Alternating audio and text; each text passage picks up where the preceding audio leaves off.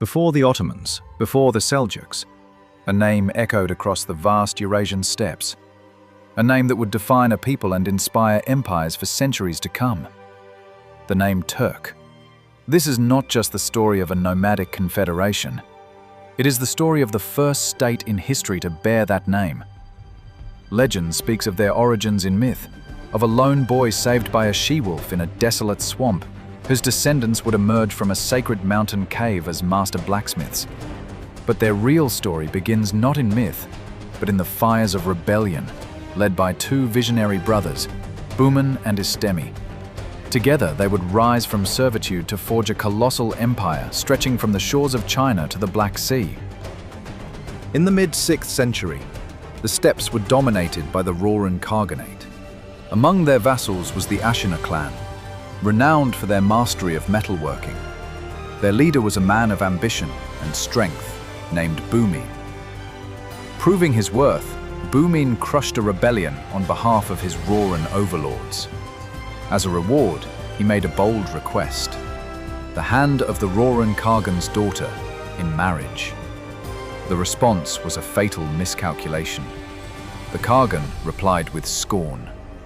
"How dare you, my blacksmith slave, make such a request?" The insult was absolute. The message was clear. To the Rouran, the Ashina would always be servants. For Bumin, this was a call to war. In 552 CE, Bumin forged a strategic alliance with the Western Wei dynasty of China. The Göktürk forces smashed the Rouran army, shattering their Khaganate forever. On the sacred Ottoman mountain, Bumin was declared Khagan, ruler of the new Turkish Khaganate. His reign, however, was brief. He died in the same year as his victory, succeeded by his son Kuolo, who also ruled for only a few months. It was Bumin's other son, Rouran Khaganate, who would truly consolidate the new empire upon taking the throne in 553. The new empire was vast. Too vast for one man to rule alone.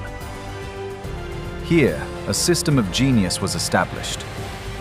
Rouran Khaganate, like his father Bumin before him, would rule the east, the traditional heartland of steppe power. The rule of the immense western territories stretching towards Europe was entrusted to Bumin's brilliant brother, Istemi Yabgu. This was a bicephalous or two-headed entity. The eastern Khagan, in the sacred Ottoman Valley, held supreme symbolic authority, but the western Yabgu, Istemi, was a sovereign ruler in practice. He was the strong left hand of the empire. With two power centers and two practical rulers, the Göktürk Khaganate could now expand with incredible speed and on multiple fronts. In the east, Rouran Khagan subjugated rival nomadic nations like the Khitan and the Kyrgyz. In the west, Istemi Yabgu was about to play a great game that would span continents. Istemi Yabgu's strategic genius was matched only by his ambition. He first allied with the Sasanian Persian Empire to crush their mutual enemy, the Hephthalites, and in doing so, secured a vital portion of the legendary Silk Road. But this victory created a new problem. The Sasanians, wanting to monopolize the lucrative silk trade, blocked the Göktürks' access to Western markets. Istemi's response was a diplomatic masterstroke. Guided by his Sogdian merchant advisors, he decided to bypass Persia entirely. In 568 CE, he dispatched an embassy on an unprecedented journey of thousands of miles, directly to the court of the Byzantine Empire in Constantinople. The proposal: a grand alliance between the two great powers against their common rival, Persia. Emperor Justin II, deeply concerned with the Persian threat, accepted. For the first time, the superpowers at the opposite ends of the known world were joined in a military and trade alliance, all thanks to the vision of a Turkic Yabgu from the heart of Asia. After Rouran Khagan, the throne passed to his brother, Taspar. A devout Buddhist, Taspar sponsored the construction of monasteries and the translation of sacred texts, turning the Göktürk court into a major center of learning.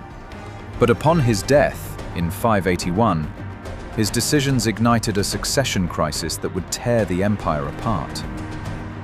Taspar had designated Mukan's son, Apa, as his heir. However, a council of nobles rejected this and appointed Taspar's own son, Nivar, as the new Khagan. Apa, furious at this perceived theft of his birthright, sought help from the powerful Yabgu of the west, a man named Tardu, who had succeeded his father Istemi. Tardu, however, saw an opportunity not just to help Apa, but to claim the entire Khaganate for himself. And so, the Göktürks civil war began. The combined western army of Tardu and Apa marched east against Nivar. But Nivar, in a desperate move, accepted the suzerainty of the newly reunified Sui dynasty of China. With Chinese backing, Nivar repelled the invasion. The civil war fractured the Ashina clan, and by 603 the great Göktürk Khaganate was officially split into two separate, often hostile entities, the Eastern and Western Turkic Khaganates. The division was a fatal weakness that the powerful Tang dynasty of China, successors to the Sui, expertly exploited. For decades they played the Western and Eastern Khaganates against each other, bribing factions and supporting rivals. In 630, a massive Tang army under Emperor Taizong crushed the Eastern Khaganate, capturing its ruler and taking him to China. Decades later, in 657, they marched west and conquered the fractured Western Khaganate.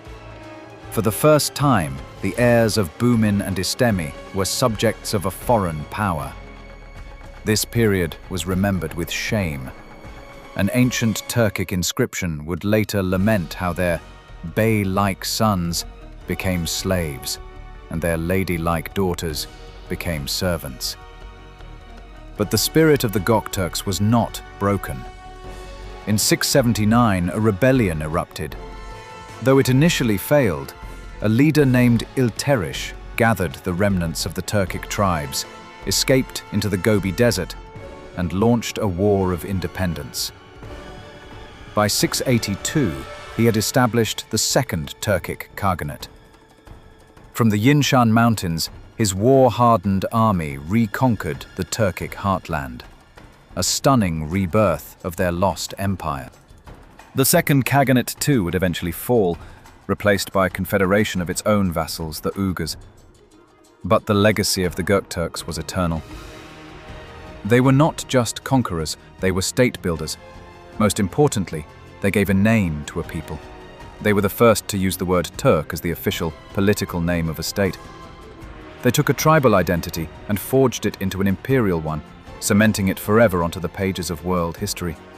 Their interactions with the Islamic world would later see countless Turks enter the service of the Caliphate, eventually rising to create their own dynasties like the Seljuks.